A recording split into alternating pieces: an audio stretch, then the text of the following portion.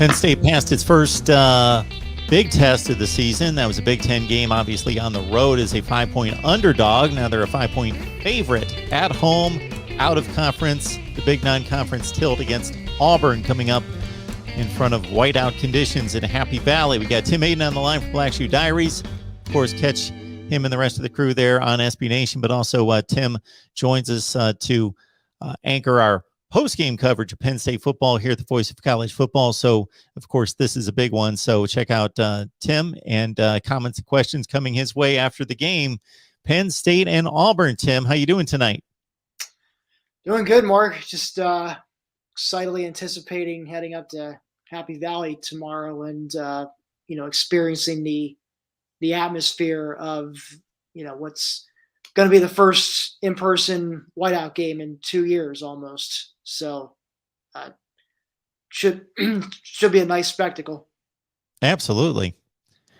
Penn State comes in at 2-0. Both teams are 2-0, but of course Penn State had to go on the road and take on Wisconsin, so a much different slate for them than what Auburn's faced at this point. So we know a little bit more about the Nittany Lions. How much of that effort against Wisconsin do you take as a positive and how much a negative? It seems to be pretty decisive in terms of offense versus defense, but and how much that applies to what we could see on Saturday. Well, this is where I draw the line between the two teams. Penn State, clearly they are battle tested. And Auburn, they played 2 glorified scrimmages. I mean, there's no other way to slice that. Now, that's not me saying this is going to end up being a blowout in favor of Penn State Saturday night. But, game 1, Penn State had to go into Madison at Camp Randall. First time they're having fans since the pandemic. And it is loud. It is raucous. It is a tough environment to play in and come out victorious. And, that offense, the offense, they really rode the struggle bus in the first half, 43 yards in total. Couldn't really, Sean Clifford couldn't seem to overthrow guys. The running game couldn't get going. But the defense, however, they kept Penn State in it. And, Arlen Ebiketie, especially having his nice coming out party as a P5 conference player. I mean, he made an impression from the start. Had what would have been a sack and fumble had it not been overturned on the replay. I think they got the call right, but that made his presence known right there. And of course, he had blocked a field goal, which would have given Wisconsin the 3-0 advantage early on. And he just continually getting pressure on Graham Mertz. And by the fourth quarter, Mertz was starting to see ghosts. So really, I mean, the defense was what stuck out to me the most. But when I go back to the offense, though, I was very impressed with Mike Yurcich and his ability to make adjustments after halftime. He noticed that, what they were trying to do, establish, run at them with Noah Cain or Kevon Lee, wasn't working. You're running right into the teeth of Wisconsin's ferocious front seven, and maybe they weren't. So they decided to adjust things and give Cliff some screen passes, some very short, makeable throws, which basically acted like run plays in order to get your athletes out in space against the Wisconsin D, because they were all hell bent on just stopping Cain or Lee from running wild for the tackles. And it worked. It opened things up. Early third quarter, his first possession, remember this off the top of my head, Cliff launches a deep ball to Jahan Dotson, who gets well behind the defense. And, it's 7-0 Penn State, and, game on. And, I think what also stuck out to me for the defense especially was how they just continually bent but didn't break. Their running backs, Ches Malusi especially, they were getting, they were picking up yards here and there. I actually ran for 121 yards, and I was on 31 carries, granted, so the average was a little below 4 yards. But, it just felt like they were going to break a big one, and they never really did. The longest run was 19 yards. And most importantly, when I say bend but don't break, that second to last possession for Wisconsin when they got all the way down. They had a 1st and goal at the 2-yard line. They converted like a third and long pass, and it looked like, if Penn State claimed that 6-point lead late, that I have that. I and every other Penn State fan has visions of other past games where Penn State's blown fourth quarter leads, and it had this. So here we go again, kind of thing. It's kind of like the Scary Movie franchise. There's like 10 of them. This felt like another, sequel of Penn State blowing fourth quarter leads. But sure enough, of course, I guess tip of the hat to Graham Mertz for screwing up the handoff and 1st and goal from the 2. But they fumble. They end up several yards further back. But they try 2nd and goal. They try to run at them. Penn State's ready for it. 3rd and 4th down, they try to throw. Jaquan Brisker, like he really has just the mental aspect of the game down. He later noted, I think in post-game presser, that he knew Graham Mertz loved to hit his tight end, Jake Ferguson. That was his favorite target. And he figured on 4th and goal, crunch time, who's he going to go to? You guessed it, Jake Ferguson. And he read that like a book, just absolutely read Mertz's eyes and just got up and leaped and grabbed that interception, which, I'm sure Jake probably thought he was going to haul in for a touchdown, but and he ended up taking that back, to the 30-yard line.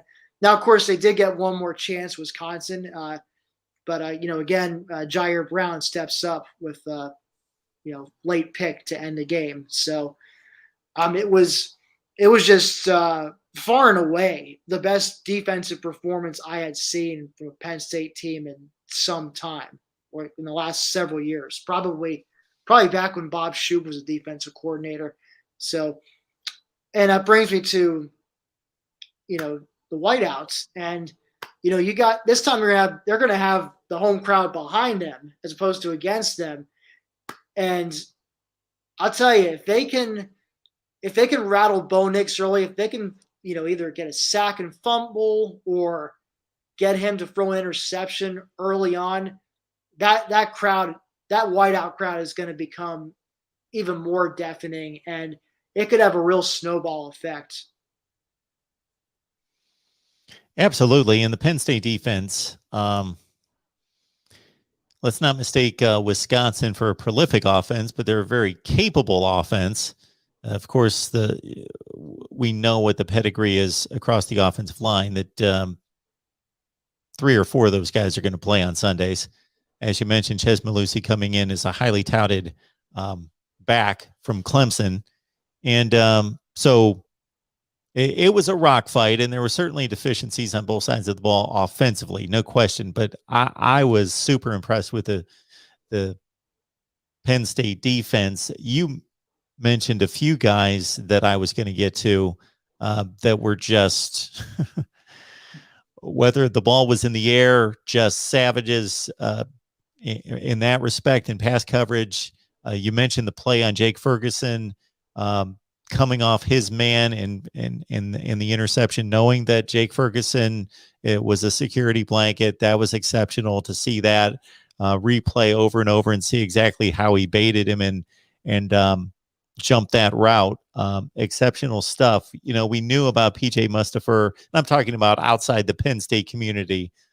Guys like PJ Mustipher, Tariq Castro Fields, obviously a star player coming into the season, but I really got acquainted with Jaquan Brisker, and you mentioned Jair Brown. Arnold, I want to pronounce his name correctly, Ebiketie? I think it's Ebiketie. Ebiketie. He's another just exceptional, explosive player that makes disruptive havoc plays. He was all over the place. And, we're not even getting to Brandon Smith, obviously, has been a stalwart on this defense.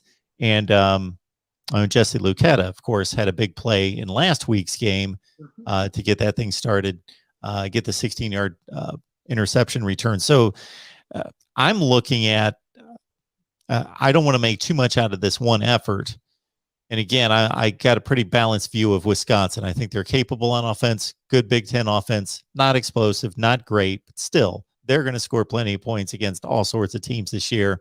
They're a legit top 10 to 15 team in the country.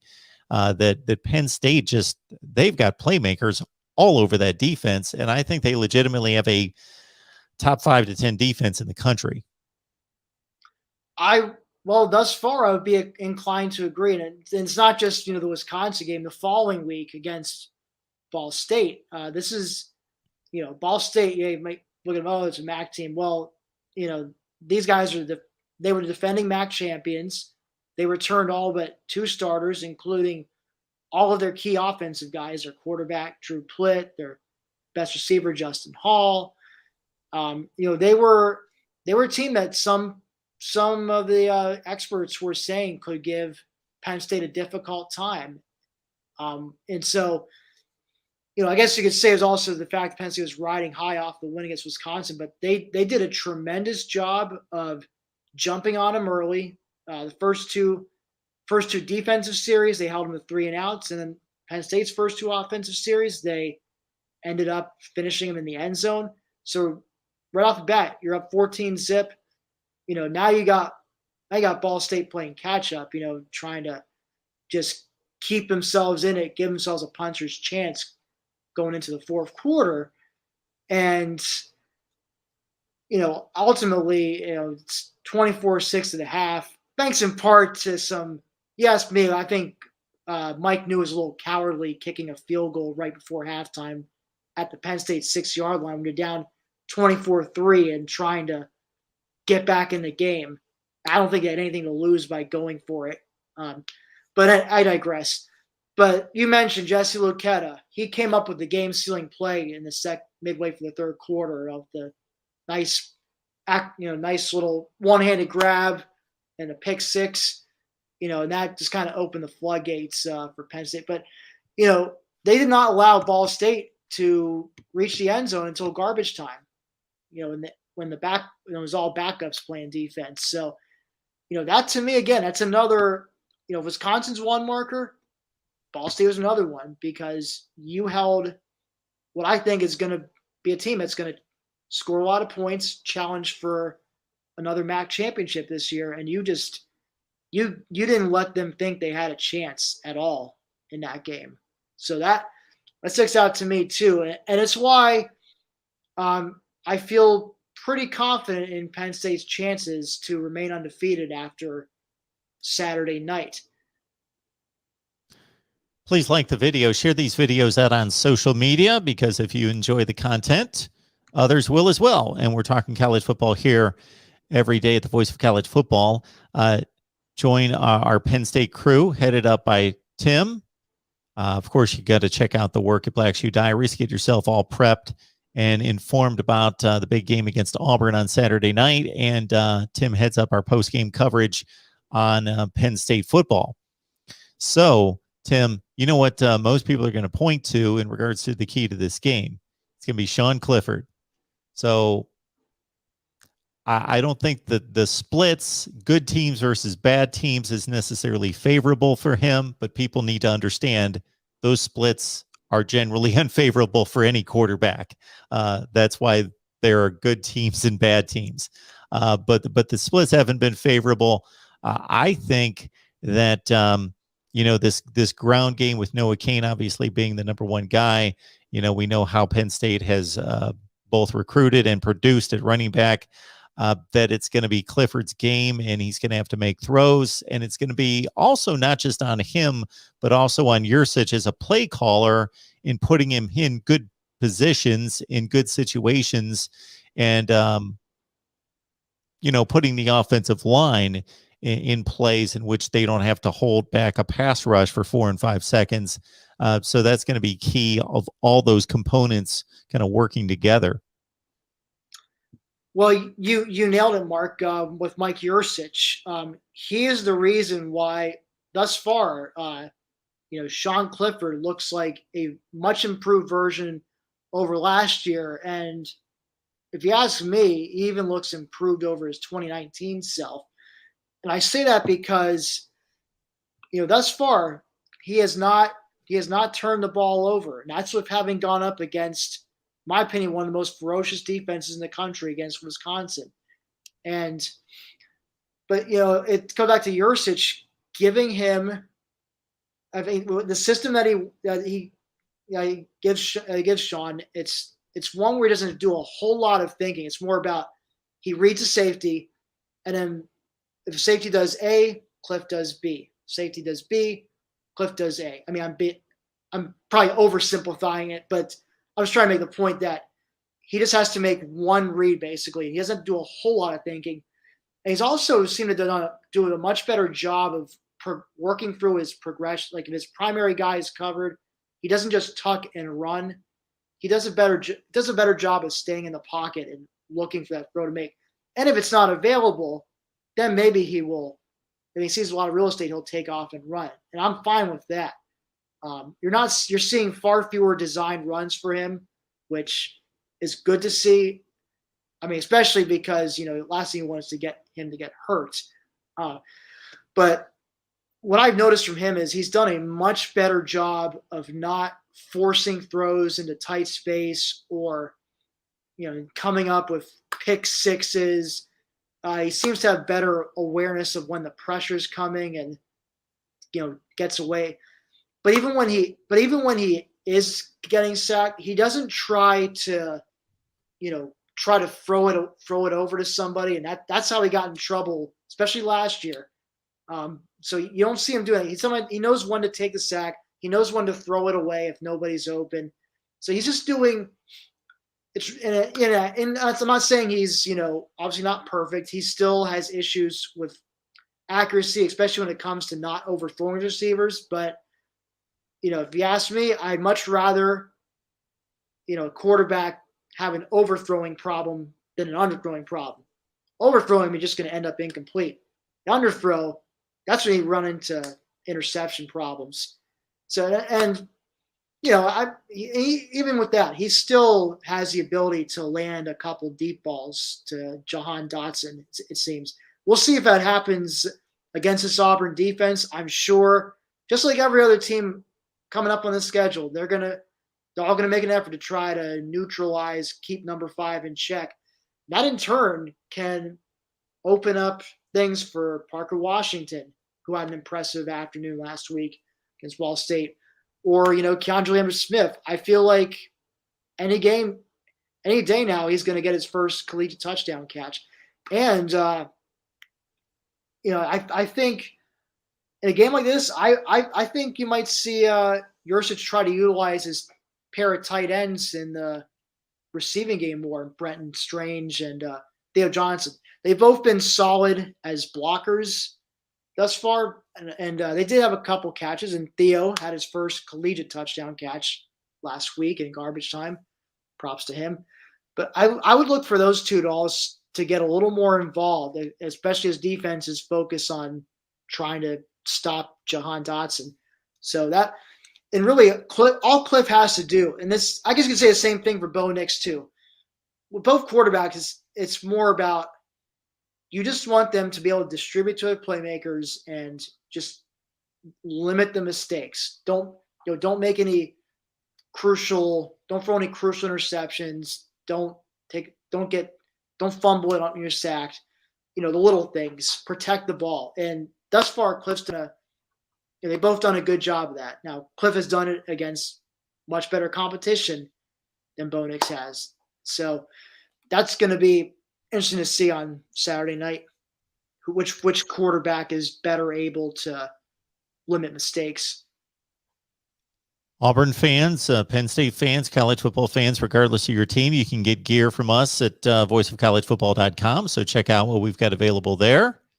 Again, just go to the site there, voiceofcollegefootball.com. Go to the top of the screen.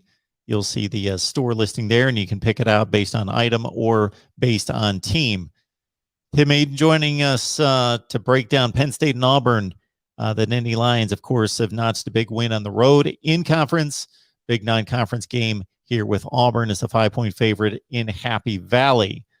So I know that you guys get together for your predictions there on SB Nation on Black Shoe Diary. So we'll be looking out for that. So everyone who wants a prediction from Tim and everybody else on staff, head on over to Black Shoe Diaries. You can get my selections at Patreon. Just look at Mark Rogers TV. 17-7 against the spread this past week. So still trying to figure out, let's see, Penn State and Auburn 5-point spread. So we'll have it there on Patreon. And again, we will have your Penn State Auburn post-game coverage right here at the Voice of College Football. Anything else, Tim? Well, I was going to, I guess, get into the game itself. Just things about Auburn that, that do, I guess, worry me to an extent. I guess Tank Bigsby, their running back, is probably first and foremost. He's a workhorse. I mean, Tank is a very fitting name for the guy. He's built and he's got a motor, and he's gone over 100 yards in both his games thus far, and didn't need very many carries to get there. Now, again, though, it's level of competition in mind, but I feel like similar to what Ches Malusi and Isaac Guerrero did for Wisconsin, I think he will get his share of yards. The key, again, for Penn State is going to be to just not let him hit that home run, not let him break off like a big 30, 40, 50-yard gain. Keep, kind of like they did with Malusi. His longest run was 19 yards. That was Wisconsin's longest run, I should say. So they can hold him in check like that and make Bo Nix have to beat them. I really like Penn State's chances here. And, again, I actually wanted to – I pulled up stats for Bo Nix. We're not going to look at last year because crowd wasn't really a factor with COVID last year. But looking at 2019, he played 3 true road games against ranked teams. So against Texas A&M, which was a win, he was 12 of 20, 100 yards, 1 touchdown, no interceptions. Against Florida, which was a loss, was 11 for 27, 145 yards and a touchdown, but also threw 3 picks, got sacked twice. And against LSU, also a loss. He was 15 of 35, 157 yards, a touchdown and an interception. He got sacked 3 times. So his track record on the road against ranked teams, rather shaky. At home, it's a different story. On the road, he can be rather shaky. And, I guess I'm sure like LSU, I know Auburn, apparently Auburn fans have been kind of, I don't want to paint with broad brush, but from what my colleagues at Black Shoe have been sharing me for the Slack channel, it seems there are some Auburn fans that are kind of poo-pooing the whiteouts and how it's no different from SEC environments. And I hate to say it, I think they might be in for a rude awakening. If they're just listening to their TVs at home, they're gonna realize how quickly, like how loud that place truly is. So it's gonna depend, I think, on if Auburn is able to establish a run game, if they can get Tank going, if they can take some of the pressure off Bo Nix, not make Nix have to win the game for them. That's what Penn State's going to try to do. They're going to try to keep Bigsby in check, pin their ears, but make Bo Nix try to beat them. And my understanding is Auburn's lost its top 3 receivers from last year. And I'm sure they got some guys, but they haven't played against a team of a pulse or a team of a quality defense like Penn State's yet. So again, Penn State's the more battle tested team here. I like Penn State by a touchdown in this one. Yeah, in terms of the crowd noise, most people make a differentiation between playing a day game and a night game. Those Bo Nix games, I know that I watched the LSU game. I know that I watched the Florida game. I don't recall the Texas A&M game. I would consider those 3 of the most difficult settings to play. At the Swamp, Death Valley, Kyle Field, Texas A&M, we're talking 100,000 in that range at all 3 places. So pretty similar to Penn State. I know that 2 of those games were day games, were like 3:30 kickoff games, Florida and LSU. And yes, the Florida game, he made some horrendous mistakes in that game. The LSU team was the best team in the country that won the national championship at 15-0.